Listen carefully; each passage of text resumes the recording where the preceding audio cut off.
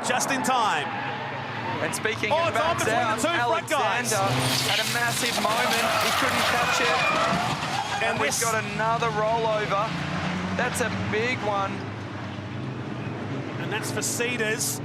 Time from the turn 2 camera, so just about got past it. Nick Cedars there, just enough of a hit. Go for a series of rolls. And the wheel across the back of the fence, landing on the wall. Absolutely swamps, and it's Bernani leaning on Huff as they go through the long right-hander. Bernani trying to position himself, and the red flags will come out as the two Golfs have made contact heavily, and that is the very worst possible getaway for everybody. Brief fire under the bonnet of Rob Huff hanging off, so Huff got hooked up around the nose of Bernani's car. Underneath Bernani's car was that Ted Bjerk? It must have been Ted Bjerk's car. Brief fuel fire.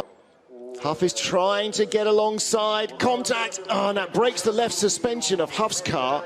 I've just no idea what they were both doing. Get the inside for the next left so he could then control the corner, and Ted Bjerk had Bernani's car land in his windshield. That's John Philippi out of the race, and the onboard camera there was with Vervish goes by him, who started 19th. Berton goes by him, who started 17th. Flash goes by him, and Ivan avoids all the damage. If we do... Championship team that made it to the second round of the national championship. We've had a big off under the bridge. That is Jason Bell and Alan Brynjolfsson. Bell in that Audi. Be deep on the inside, taking the defensive line. Yeah. That wasn't super aggressive by either one. They just locked horns there at the Yeah. wrong time, and it just turned Jason immediately into the wall. Yeah. I think they were trying to give each other room there coming off of turn 5, the exit there where there was a maneuver obviously, but then that was just unfortunate. 9 times out of 10 you're going to get away with a little bit too quickly. That can happen so quickly. And the strange thing there is he looks like he's way off line even before he enters the corner. I don't know, Jack, what are you seeing there? Well, I mean, that's like you just mentioned. Now the lights have gone green and Björn Grossman looks to have the edge. Someone has gone out. And that looks like Henry Hassid, and Cooper McNeil is involved in that as well. And still, they're crashing. That's going to be an immediate race suspension, surely. That's a red flag, absolutely. I didn't pick that up because...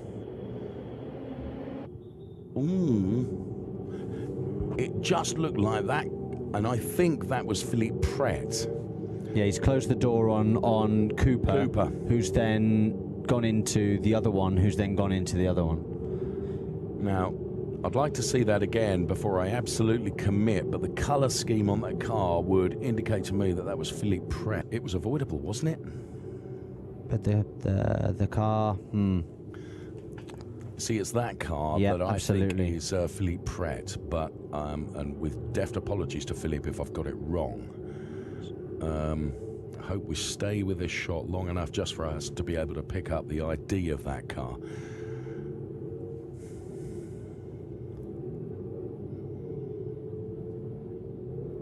I mean, and there are various drivers there that actually, there's many more drivers got involved in that than we've... so many innocent parties that have been involved in that. Completely unsighted. There's nothing they can do, really, is there?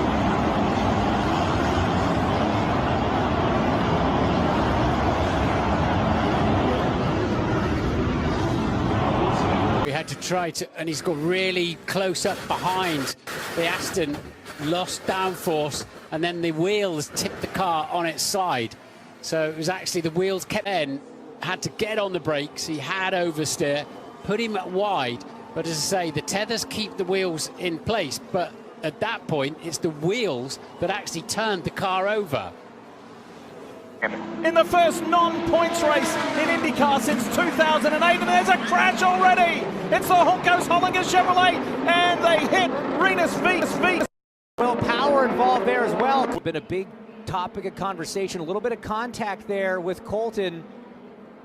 Scott Dixon. It was Scott Dixon that just misjudged the brake a little bit, got into the back of Grosjean. Colton heard him maybe even into the back of Dixon a little, and then as Grosjean shot across, hit Renus VK.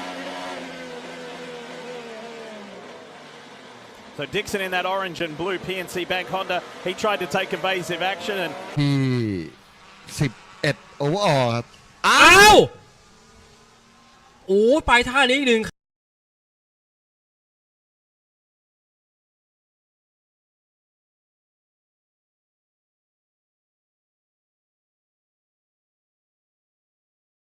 Him cutting him off, but he's not going to make it. He did not make the triple from the inside. And he is so lucky, and he cross-rided. But if he doesn't get on the backside of that triple, it's a... And then gets a little bit, bounces off the curb. The car didn't ride that curb very well, which is just sort of spat him off. Talking to Ted mentioned that he was concerned about curbs and the fact that the car, it was a bit wider than certainly anyone would want to be. Tyre, the grooved tyre in the early phase of the race. There's a huge off there for the 90 car down at San Donato. Just caught the back end of that. There is absolutely nothing you can do, and yes, that's what happened there. Just hit the puddle. The tyre can't move clear the water enough. Basically, the tread block fills, and you skip on top of the puddle. We've all experienced it on the motor. Mate, but now he's got all these other riders that he's going to try and get past. Big one there for Marcus Hammett on the Motor City CBR6. Malcolm. Now he's right behind Eli here. He's going to come in and try to get to that inside. Oh! Yeah, that's what I thought. Something they were looking under his chin and.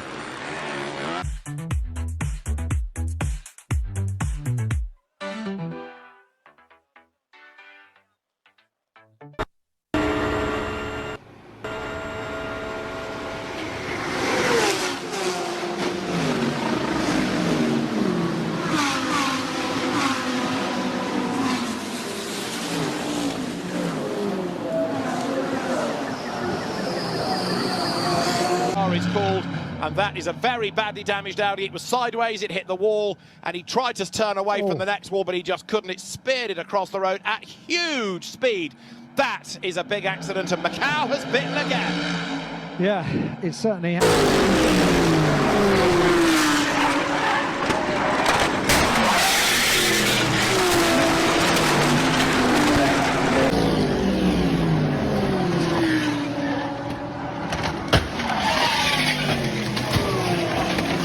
Like a plane crash, and it doesn't make any better viewing a third time from the initial angle. That is just massive. Right, and there's the moment of contact, and there's the wall. He had maybe a second to try and react. You see what it's done? It's almost written off the camera. Jason here, and see if we can get a replay about what happened there. And he's just a little bit over, and I think that's, man, I don't know where that is, but wow, what a wicked crash as he got off the track. It dug that front nose and just go over. Oh man, what a huge incident. The wall, comes off the wall, just misses the 10 of Tony Kanaan. Unfortunately, Scott Dixon is right there, up and over the front of the car. Car hits on the top of the wall. The safety cell on these cars, guys, I can't tell you how strong they are. An awful accident, but as we saw, Scott Dixon right there, hands away from the steering wheel. We saw him get out, and when we are going 2, 3, and 4 wide already on lap number 1. There's 2 trucks real sideways. Oh, and we've got a truck up and over, a big pirouette. That was a big wreck right now for the always evolving AE now number 75. Llano que se quiere prender otra vez en la pelea por el campeonato. Lo tocó Muñoz Marchesi. Uy, tremendo vuelco, tremenda piña de Muñoz Marchesi. El toque que... How he got onto the grass, and by keeping his foot in rather than lifting and edging back towards the road, the car broke away and kerthunk into the wall he goes, gets launched, crash lands back to earth, and it was that sort of nosedive into the ground, I think. 38 на 691 тысячной секунды. Это чуть-чуть помедленнее. У Александра Мурашко авария, переворачивается. 1, 2, 3, 4. Очень серьезная авария. Потерял машину. Да, и сейчас у нас будет автомобиль безопасности.